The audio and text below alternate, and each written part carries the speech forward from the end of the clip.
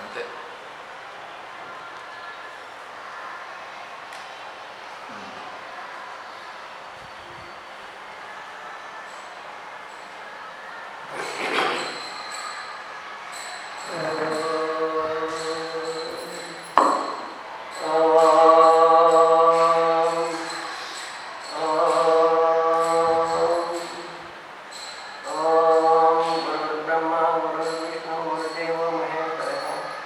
సాక్షాత్ పరబ్రహ్మ తస్మై శ్రీ గురువే నమః. శుక్లాంబరధరం విష్ణుం శశివర్ణం చతుర్భుజం ప్రసన్నవదనం ధ్యాయేత్ సర్వవిఘ్నోపశాంతయే. అగజానన పద్మార్కం గజానన మహర్నిశం అనేకదంతం భక్తానాం ఏకదంతం ఉపాస్మహే. ఓం శ్రీ సద్గురు పరబ్రహ్మణే నమః. నేను 2 వాక్యాలు చెప్తాను. ఏమంటే, ఇప్పుడు మన గురుదేవుడికి వచ్చిండేది మనం ఎంతో పుణ్యం చేసినట్టుగా మనం భావిస్తాం. ఆయన వచ్చినాడంటే ఆయనకు వచ్చేదానికి ఒక కారణం. తత్వానంద స్వామి వారు ఆయనకి దీక్షించిన దానివల్ల ఆయన ఇక్కడికి వచ్చి మనకు మనము మోక్షం పొందాలనేసి మన కోసం ఎంతో ఆయన పాటుపడతా ఉన్నారు. కాబట్టి మనమందరూ ఆయనకి ధన్యవాదాలు అర్పించాల, రుణపడి ఉన్నాం.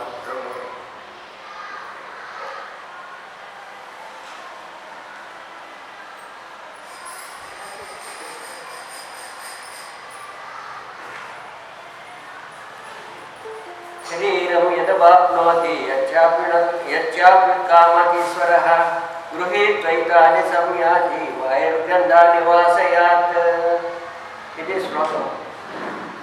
ఇప్పుడు మన శరీరము శాశ్వతం కాదు అని అందరికీ తెలుసు. ఆత్మ శాశ్వతము తెలుసు. తెలిసి కూడా శరీరానికి ఎక్కడ లేనిటువంటి ఆభరణాలు పెట్టేది, మంచి మంచి బట్టలంతా వేసేది, సెంట్లు పూసుకునేది, పౌడర్లు స్నోలు పూసుకునేది, ఎన్నెన్నో అన్నీ చేస్తున్నారు శరీరానికి. తెలిసి కూడా తెలియకుండా ఏం లేదు. కానీ కొన్ని చేసే స్నానం చేస్తారు, అవన్నీ మంచిదే, ఆరోగ్యం బాగుండాలా స్నానం చేసేది.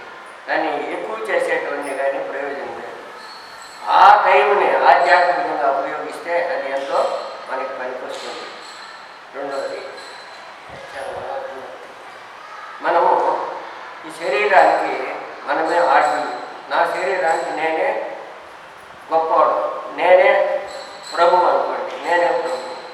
అయితే కూడా నేను అది మర్చిపోయి ఈ ఇంద్రియాలు ఉన్నాయి కదా, అవి చెప్పిన పనులన్నీ చేస్తూ ఉంటాయి. అవి ఏం చెప్తాయి? నడమంటే నడుస్తాను, పరిగెత్తమంటే పరిగెత్తాను, నాకు ఏదైనా వడలు కావాలంటే కొనిపెట్టమంటే కొనిపెడతాను, రెండో నేను నిద్రపోమంటే నిద్రపోతాను, సినిమాకు పోమంటే సినిమాకు పోతాను. ఇవన్నీ ఎవరు చెప్తా ఉన్నారు? ఇంద్రియాలు చెప్తా ఉంటే నేను చేస్తూ ఉంటాను. ఆ ఇంద్రియాలకి నేను సేవకుడు, కూలివాడి మాదిరి పని చేస్తూ ఉన్నాను. నేను ఇంద్రియాలకి కూలివాడి మాదిరి చేస్తూ ఉన్నాను. కానీ అట్లు చేయకుండా ఆ సమయాన్ని కూడా ఆధ్యాత్మికంగా ఉపయోగిస్తే అది మంచిది. రెండోది తెలుసు, నాకు ఏమో తెలుసు, నేను చనిపోతే పంచేంద్రియమాలు మనస్సు మాత్రమే నా వెనకంటే వస్తాయి, వేరే ఏది కూడా రాదు. తెలుసు కూడా అన్ని పనులను చేస్తూ ఉన్నాను. ఆ ఇంద్రియాలు ఏమో అందించి మన వెనకంటే రావు. వచ్చేది పంచేంద్రియాలు మనస్సు మాత్రమే, అంత మాత్రమే మన వెనకంటే వస్తుంది. ఇంకోటి, నేను శరీరానికి పెద్ద అయి కూడా నేనేమనుకుంటాను, ఇంట్లో నేనే పెద్ద, నేనే పిల్లోడికి అన్నీ నేనే చేయాలా, నా భార్యకి నేనే చేయాలా, నా కొడుకుకి నేనే చేయాలా, నా బిడ్డలకి నేనే చేయాలా, నేను చేయకపోతే ఎట్లా అని అనుకుంటాను. అదంతా కూడా తప్పు. వాళ్ళ కర్మానుసారంగా వాళ్ళు పుట్టినారు, కానీ వాళ్ళ కర్మ కొద్దీ వాళ్ళకి జరుగుతుంది. అంతేగాని నేను చేసేదేమో నేను నిమిత్త మాత్రుడుగానే ఉండాలి, అంతే. తర్వాత గృహీతవైత అని సంయతి. ఇప్పుడు మనకు ఇల్లు సంసారం ఉంది, ఒక ఇల్లు ఉంటే చాలు, అంతకంటే ఏం అక్కర్లేదు మనకు. కానీ మనము ఆశ చేత ఎంతెంతో సంపాదిస్తాం, జాగాలు కొంటాం, ఇండ్లు కడతాం, ఎలా వాడికి వస్తుంది. ఇంకా ఏం చేస్తాము? ధనం సంపాదిస్తాము, నగలు సంపాదిస్తాం, మంచి మంచి గుడ్డలు సంపాదిస్తాం, కార్లు సంపాదిస్తాం, అన్నీ సంపాదిస్తాం. ఇవన్నీ ఎందుకు? మనకు కావాల్సింది ఒక గృహం ఒకటి, అది ఉంటే ఇవన్నీ కూడా చేసేదానివల్ల ఇవన్నీ రేపు మనం చనిపోతే మన అనుకంటే ఈ ఇండ్లు వస్తాయా, వాకిండ్లు వస్తాయా, ధనం వస్తుందా, ధాన్యం వస్తుందా, భూమి వస్తుందా, ఏమీ రాదు. మన అనుకంటే వచ్చేది పంచేంద్రియాలు, మనసు, అంత మాత్రమే వస్తుంది. మనకు కూడా ఉండేది కూడా పంచేంద్రియాలు, మనసే. అవి మనల్ని కాపాడుతూ పోతాయి మనం ఎక్కడ పోతే అక్కడ చనిపోయిన తర్వాత. రెండోది వాయువు ఉంది. వాయువు పనేమి మంచి వాసన కానీ చెడ్డ వాసన కానీ ఇక్కడి నుంచి నువ్వు చోటు తీసుకొని పోతుంది. దాని ధర్మం అదే. ఆ వాయువు తీసుకొని పోయే దానివల్ల ప్రతి ఒక్కరికి ఇది మంచి వాసన చెడ్డ వాసన తెలుస్తుంది.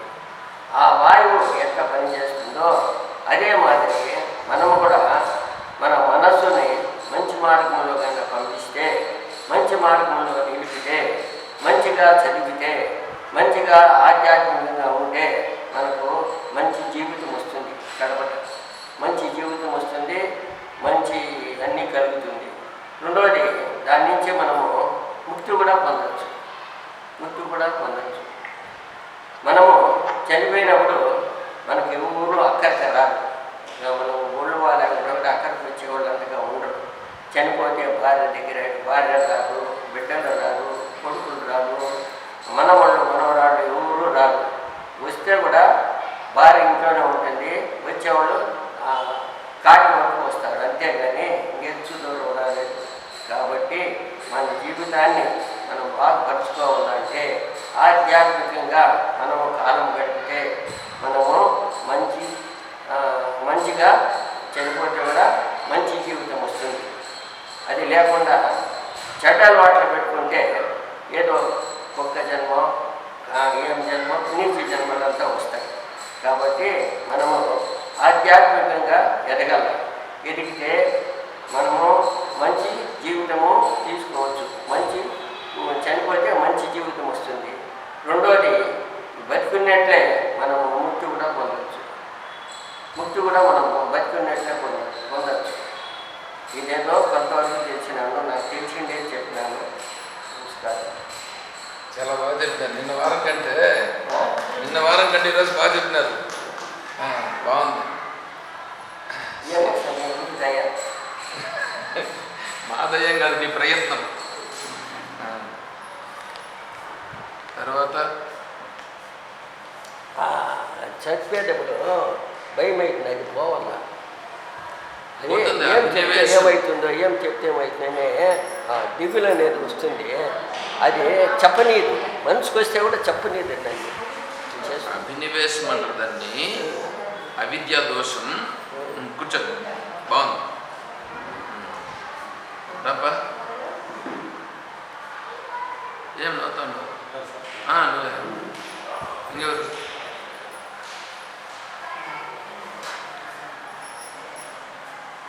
జరపద్దు అట్లా, ఇట్లే జరుగుతుంది. మైక్ రాదండి.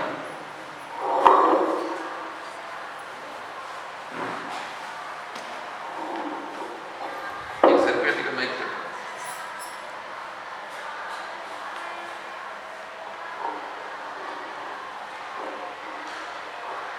సరిపోతుందా?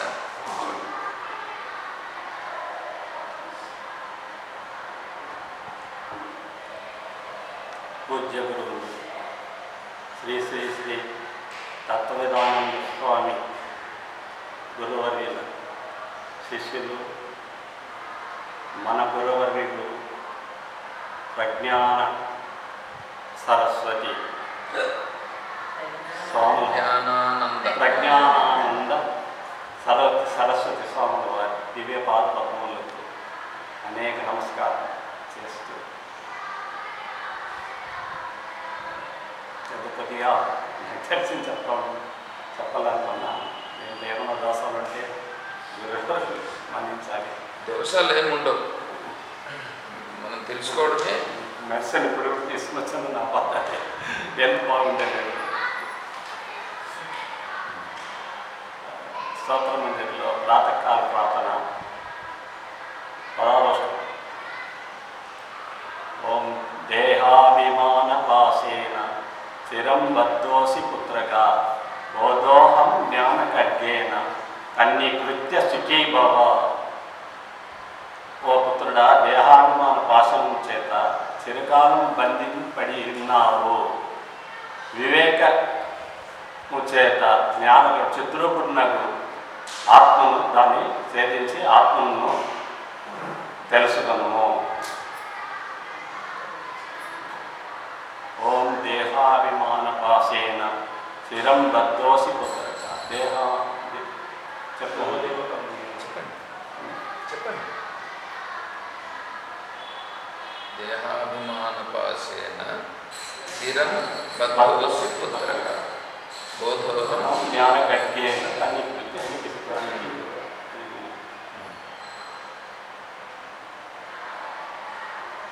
ఓం సర్వభూతస్థు చాత్మానం సర్వభూతేషు చాత్మని సర్వభూతేషు చాత్మానం సర్వభూతాని చాత్మని సర్వభూతాని చాత్మని సమం పశ్యన్నాత్మయాది స్వరాజ్యం దిగచ్చతి.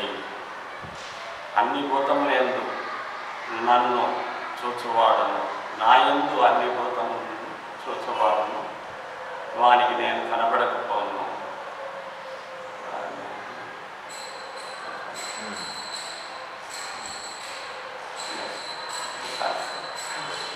మంచిది.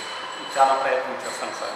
గురువర్యులు దీంట్లో మనకోసం స్వామి ఎంత ఎక్కడా మనకి ఇటువంటి గురువు దొరకరు.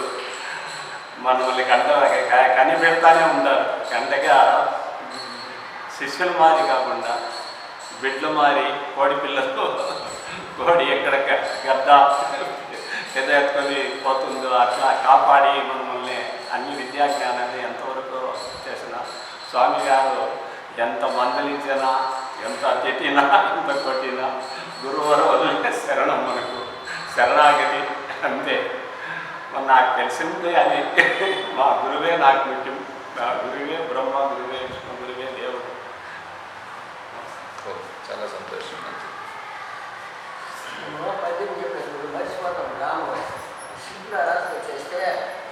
రాసుకోండి, మంచిది.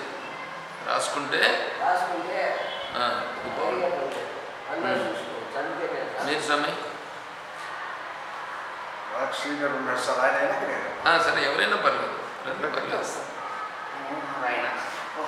కృష్ణ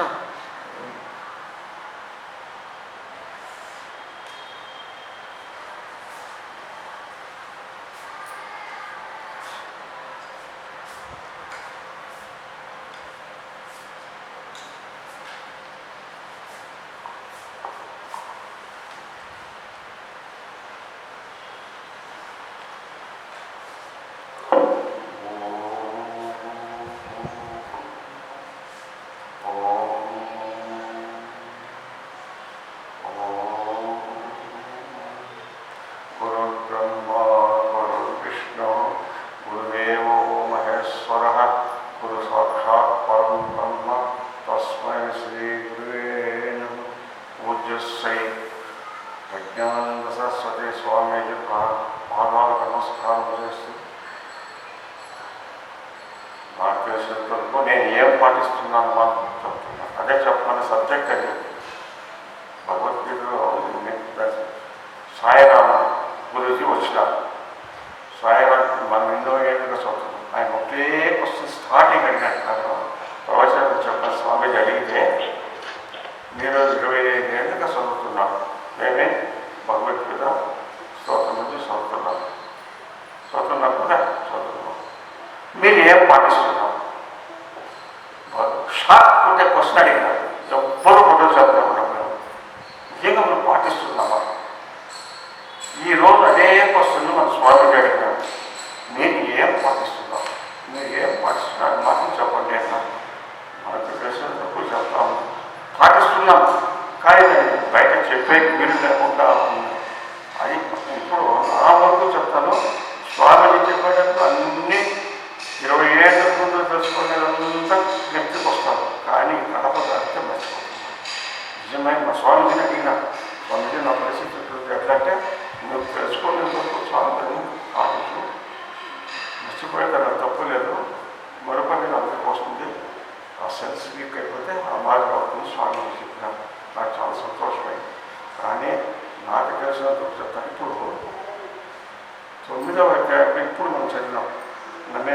పరస్యతి అన్నాం. అంటే ఏమి, నన్ను నమ్ముకున్నాడు, నా భక్తుడు చెడిపోడు. ఇదే పదవుని 18వ అధ్యాయంలో మనకు సత్యంతే, అప్పుడు సత్యం చేసి చెప్తాడు. నమ్మే భక్త పరస్య సత్యంతే, భగవంతుడికి సత్యం చేసి చెప్తాడని ఏమి, ఎవరి కోసం చెప్పినావు? నన్ను నమ్మితే చెడిపోరు అని 18వ అధ్యాయంలో నమ్మే భక్త పరిస్థితి నేను సత్యం చేసి చెప్తున్నాను, భగవంతుడు సత్యం చేసి చెప్తున్నాడు. నన్ను నమ్ముకున్నాడు, నా ఈ గీతను నమ్ముకోవడం చెడిపోరు అని చెప్పాను. అది నేను తెలుసుకున్నాను. రెండవది గుణాలు. గుణాలను చెప్పినాము. ఆ గుణాల్లో అన్నీ పాటిస్తున్నాను. సత్వగుణం, రజోగుణం, తమోగుణం. సత్వగుణంలో నేను భారతదేశం వరకు నేను పాటిస్తున్నాను. భోజన విషయంలో కానీ అన్నింటిలో సత్వగుణం భారతదేశంలో నేను పాటిస్తున్నాను. మళ్ళా ఇప్పుడు మనం చదివినాం బ్రహ్మజ్ఞానాన్ని. బ్రహ్మజ్ఞానాన్ని ఆ 4 వాక్యాలను ఏమున్నాయి? ప్రతి వాక్యము నేను చదివేది నాకు రాదు, కానీ స్వామిజీ వారు చదువుతున్నప్పుడు దాన్ని అర్థం గ్రహిస్తున్నాను. ప్రతి వాక్యంలోనూ అహం అహం అహం అహం అహం అది ఎవరు చెప్తున్నాను? చెప్పండి సార్, చెప్పమా. నువ్వు బాగా చదువుకున్న టీచర్ చెప్పమా. ఒక ప్రతి వాక్యం ఏమో చెప్పమా. శోమా ఏం చెప్పినారమ్మా? ప్రతి వాక్యంలో ఏం చెప్పినారు? ప్రతి వాక్యంలో ఆ జ్ఞానావళిలో ఏం చెప్పినారు? ఒక్క వాక్యం చెప్పినా నాకు చదువు రాదు. చదువు వస్తాయి, చెప్పేది రావడం లేదు, చదువు లేదు. స్వామి చెప్తా ఉంటే అర్థం తెలుస్తాను. ప్రతి వాక్యానికి అర్థం తెలుస్తుంది. మీరు చెప్పండి. అహం బ్రహ్మాస్మి కాదు, ఆ దీంతో జ్ఞానావళిలో ఏం చెప్పినారు? ప్రతి వాక్యం, ప్రతి శ్లోకం కాదు, ప్రతి వాక్యంలో అహం అహం అహం అహం అని చెప్పి ప్రతి వాక్యంలో నేను ఆయన ఎట్లున్నాడో ఆ రీతిలో మనం పోయేదానికి దాచుకోవాలి. ఉద్యోగంలో ఉద్దేశం అని చెప్పినట్లా బ్రహ్మజ్ఞానం తెలుసుకోవాలంటే, బ్రహ్మజ్ఞానం పాటించాలంటే ఏ విధంగా ఉందని గురువు గారు చెప్తున్నారు. కానీ మనం పాటిస్తున్నాము. అది పాటించే కొంచెం ట్రై చేయాలి. నాకు తెలిసిన వరకు తెల్లారి లేకుండా బ్రాహ్మణ ముఖ్యంగా వేస్తాను, కానీ ఒకరి పైన ఆధారపడి ఉంటాను. స్వామీజీని అడిగిన ఎట్లా స్వామి అంటే తెల్లారి ప్రార్థించుకొని ధ్యానం చేయి అన్నారు. నేను వాడు నాకు వస్తాను. నేనే లేట్ కమ్మర్, ఈ వచ్చేవాళ్ళు ఉదయం లేట్ కమ్మర్ ఒకటి నేనే ఏమో సుఖం కూడా అడిగాను. ఏమో ఉన్నవాడు ముడిగిరా అని అడిగాను. ఎందుకు రాకపోతే చెప్పారు. இல்லைம்மா நான் மேலே ஆதாரப்பட்டிருக்கேன், வர முடியல. అరవై 6:30 6:20 20 ఒక టైం వస్తాను. వాళ్ళు వచ్చినాక నేను స్నానం చేసి ఒక రావాలి వస్తాను పెట్టండి. నా పరిస్థితులు చెప్తున్నాను, ఏమనుకోవద్దంటే అదొకటి. రెండవది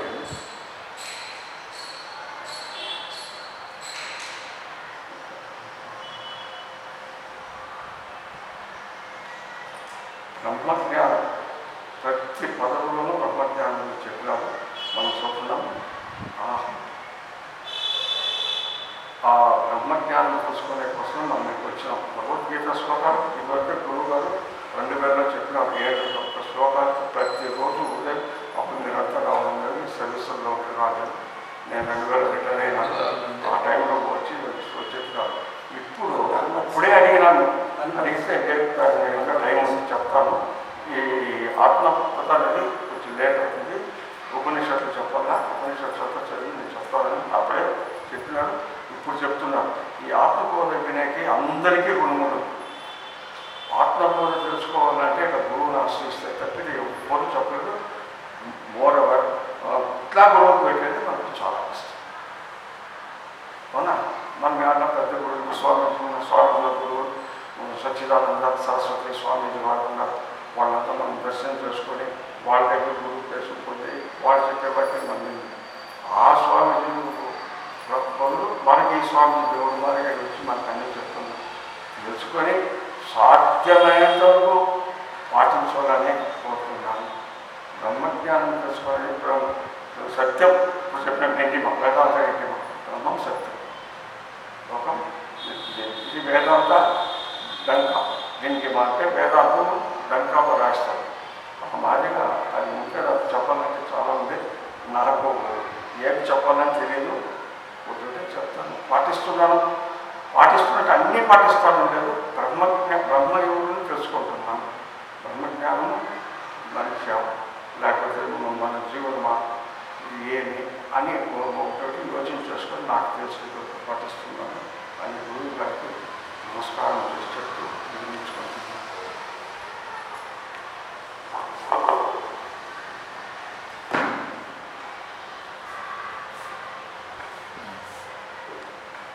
చెప్తారా? ఇంకా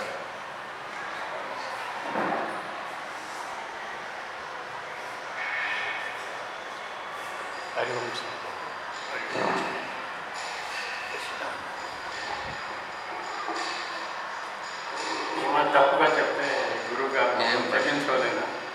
ఏం మా అనుభవాలు చెప్తా ఉంటాం అంతే, ఇక వేరే ఏమి లేదు. మీరు వచ్చినప్పటికి ఇంకా ఈ ఆశ్రమంలో ఎన్నో తెలుసుకున్నాము, నేర్చుకొని అనుసరిస్తూ ఉన్నాము.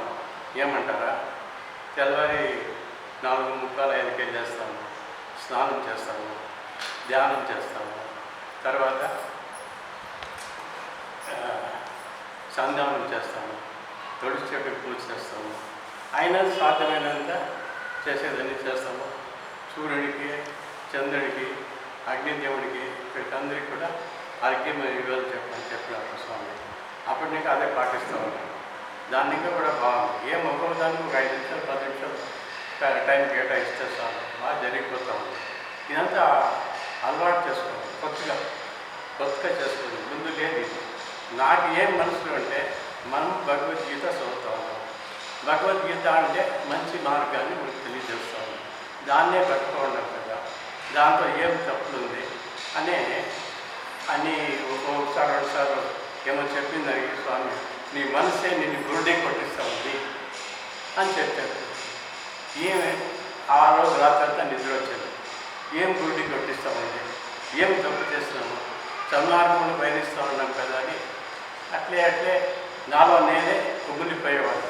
తర్వాత మన ఏం చెప్తున్నాను స్వామి, అది వచ్చింది నా పైన అడుక్కున్నాను, వచ్చింది. ఎక్కడ మనం తప్పు చేస్తూ ఉంటాము ఏమీ లేదు. ఇదంతా చేస్తాం కదా, తెల్లవారు లేచిన మొదలుకొని అన్ని మంచి పనులు చేసేసి వచ్చే టీవీ పెట్టుకొని న్యూస్ చూసేది. ఆ న్యూస్ తలకెక్కించుకొని ఎక్కడ కాచాకుండా పోవాల్సిన జాగ్రత్త పోకుండా చేయాల్సిన పని చక్కగా చేయకుండా మనల్ని సరిదిద్దుకోవాలి కదా, అదే కదా మన విధించే దృఢంగా మనం నమ్మాలి కదా అనేసి అప్పటి ఇంకా కొంచెం కొంచెం మారితే ఆయన ఏం చెప్పారో అదే వస్తామండి. ఇంకోటి ఏమిటంటే స్వామిని అడిగేస్తుంది, ఇప్పుడు ఆత్మస్వరూపం మనమే కదా, అందరూ ఆత్మస్వరూపమే కదా, అది నిశ్చయమే కదా, దృఢం కదా. అందరూ ఆత్మస్వరూపం అయినప్పుడు ఇది ఆత్మస్వరూపం కాదు. నాకేం డౌట్ అంటే ఆత్మస్వరూపం ఏం చోటు లేదు కదా, మొత్తం ఉండేది అదే కదా, జగత్తులో ఉండేది అదే కదా. ఆత్మస్వరూపం ఏమిటంటే మనం ఆత్మస్వరూపం, మనలోనే ఆత్మస్వరూపం ఉంది. అప్పుడు మనమే ఆత్మస్వరూపం కదా, ఆ స్థితి మనకు వచ్చిందా? ఇప్పుడు ఆత్మస్వరూపం చేయగలిగిన పనులు మనం చేయగలమా? ఇది ఎప్పటికి వస్తుందో తెలియదు. ఇప్పుడు ముక్తి మోక్షం అంతా కూడా తెలిసింది, బాగా తెలిసింది. మనము జీవన్ముక్త జీవించి ఉండగానే ముక్తిని పొందుతున్నాము. అది స్వామి చెప్పిన మార్గంలో పయనిస్తే మనకు మనసు, బుద్ధి, చిత్తము, అహంకారము అన్నీ డెడ్ అయిపోవాలి. అది లేకుండా పోతే అది ఆ స్థితే ఆత్మస్వరూపము, అదే బ్రహ్మము, అదే మోక్షము అని అన్నీ సరిపోయాయి. మనం ఆ స్థితిలో ఉన్నాము. అది ఎప్పుడు వస్తుంది ఆ స్థితి? ఆ స్థితి రావాలంటే ఏం చేయాలా? ఇది నా మనసును పెట్టి పీడిస్తూ ఉంది. ఇది మనం ఎట్లా అడిగేది, నేను చెప్పేది అర్థమయ్యేది రేప అని వేస్తారు అర్థం కాలేదు. ఇంకా ఏం చేయాలా, ఇంకా ఎట్లా చేయాలా, ఏం చేస్తే ఆ స్థితికి వస్తాము అనేది ఎప్పుడంటే అప్పుడు చూస్తూనే ఉంటుంది. కాకపోతే నా మనసు తెలిసినంత వరకు, నాకు తెలిసినంత వరకు మనం మంచి మార్గంలోనే ఉన్నాము. కాకపోతే కర్మ ఉంది, శరీరం ఉంది. శరీరం కర్మానుసారం వచ్చింది, కర్మ ఆడిస్తుంది, కర్మ చేత అది బాధపడుతూ ఉంటుంది. పడాల్సింది, దాని కర్మ అది అనుభవించాల్సింది. దాని ఇంకా వచ్చింది అది పోతుంది, అది తెలుసుకోండి, అది అనుభవిస్తాం. ఇప్పుడు మనం ఏం చేయాలా, ఎట్లు పోవాలా, ఎవరిని ఆశ్రయించాలా? గురువు గారిని ఆశ్రయించాలి. ఈయన మాకు 30 సంవత్సరాల ముందే తెలుసు. 30 సంవత్సరాలు అప్పుడు అక్కడికి వచ్చినారు. వాటితో మేము స్నేహితుడిగా వెలిగినాము. అప్పుడు స్థితి వేరే, ఇప్పుడు స్థితి వేరే. అప్పుడు అంత ఫ్రీగా ఉంటుంది, ఇప్పుడు ఫ్రీగా లేదు. లేకపోయినా కూడా ఆ గౌరవం బాగుంది. ఆ గౌరవం ఉంటేనే మనకు ఆ విద్య వస్తుంది. విద్య కావాలంటే ఆయన గౌరవం. పైగా ఆయన ఇప్పుడు సన్యాసం తీసుకోవాలి. సన్యాసం తీసుకున్నప్పుడు ఏమింటే మనం ఆయనతో ఏం తెలుసుకోవాలో అది తెలుసుకోవాలి, ఏం నేర్చుకోవాలో అది నేర్చుకోవాలి. తెలుసుకుంటే నేర్చుకుంటే పాటించాలి. పాటిస్తే మనమే ముక్తులు. మనం ముక్తి మార్గంలో పయనిస్తూ ఉన్నాం అనేది దృఢ నిశ్చయానికి వస్తుంది. దాంట్లో ఎలాంటి సందేహం లేదు. ఇప్పుడు మీరేమనుకోకపోతే ఆత్మస్వరూపము చెప్పండి. అదే స్వామి చిన్న ప్రశ్న. ఆత్మస్వరూపము మనకు అబ్బుతుందా, దానికి ఇంకేదైనా సాధన చేయాలా అని చెప్తే కొంచెం మాకు మంచి సాటిస్ఫాక్షన్ చెప్తాను. సరే, ఇది నాకు తెలిసిన చెప్పినాము. అంటే మీరు యోచన చేయండి. మీకు ఏది మంచిది తెలిస్తే అది చేయండి, ఇద్దరు లేదు. అన్ని మంచి చేసుకునేదానికి వచ్చినాము, మంచి నేర్చుకుంటా ఉన్నాము, మంచి ఆచరిస్తూ ఉన్నాము. దీనికన్నా మంచి మార్గం ఇంకంటే ఏముంది? ఏమన్నా ఉంటే అదే చేస్తాం, అది కూడా చేస్తాము. ఎంతవరకు చేస్తాం మనం? చచ్చిపోయేంత వరకు చేస్తాం. స్వామి ఎప్పుడు వస్తుందో తెలియదు. ప్రతి మనిషిని సావచ్చింది. చచ్చినాడు, పెట్టినాడు సావు బతుకుల మధ్య ఈ జీవితంలో ఊగిసలాడతాము. దీన్ని తప్పించుకోవాలంటే మనకు జ్ఞానం కావాలి. జ్ఞానము నువ్వే జ్ఞాన స్వరూపం అని చెప్పినాడు కదా. ఆ జ్ఞానం మనకు నిజంగా ఉంటే అది మనం ఎక్కడ తీసుకొని పోతుంది, ఎక్కడ చేరుతాము, ఏం చేస్తాము, ఏం కావాలి మనకు, ఇదన్నీ ప్రశ్న. ఎలా అంటే శరీరం ఉంది. ఈ శరీరాన్ని ఉన్నాం కదా, దానికి మనం ఎన్ని సేవలు చేస్తూ ఉన్నాము. శరీరం కోసమే కదా కష్టపడుతూ ఉన్నాము, అన్ని చేస్తూ ఉన్నాం కదా శరీరం కోసం కదా. ఈ శరీర భావం లేదు, శరీర భావం ఇప్పుడు ఉండొచ్చు, ఉంటే అజ్ఞానం. అవును కదా, శరీర భావం ఉంటే అజ్ఞానం, శరీర భావం లేకపోతే జ్ఞానం. శరీరం ఉన్నప్పుడు శరీరానికి కావాల్సిందన్నీ చూడాలి కదా, మంచి చెడ్డ చేయాలి కదా, మన బాధ్యత ఏదో మనం చేయాలి కదా. వస్తామో తెలుసుకుంటా ఉన్నాం, జ్ఞానం తెలుసుకుంటామో లేదంటే ఆ స్వామి ద్వారా మనకు జ్ఞానం అబ్బింది లేదంటే. కానీ ఇది అబ్బిందో లేదు, ఉందో లేదు, అవునో కాదు, ఇది అన్ని సందేహాలు. ఈ జీవితానికి అన్ని సందేహాలు. ఈ సందేహాలు పోయేలా మనం సత్యం. నా సందేహాలు తీరితే జన్మ లేదు. జన్మరాహితం కావాలి. జన్మరాహితమే మోక్షం. మోక్షం నువ్వే మోక్ష స్వరూపంగా ఉండావు. ఎప్పుడు వస్తుంది, ఏముంటే అది వస్తుంది, ఏం చేయాలా అనేది పెద్ద ప్రశ్న. అది గురువు గారి ఆ మార్గాన్ని చూపించారు. మా అన్ని కూడా అడుగుతారు, మీరు నన్ను మోక్షానికి తీసుకుని పోవాలా, నేను గట్టిగా నమ్మినాను అని ఆయన కూడా అడుగుతారు. వస్తుంది స్వామి వస్తుంది, తప్పకుండా వస్తుంది. నువ్వు ఆ మార్గంలో ఉండు, ఆ మార్గాన్ని అనుసరించు. ఇంకా ఈ వయసులో మనం ఏం సాధించాలి? ఉండే శరీరాన్ని పెట్టుకొని మనము ముందుకు వెళ్ళాలి. ఏమనుకోవద్దు దయచేసి.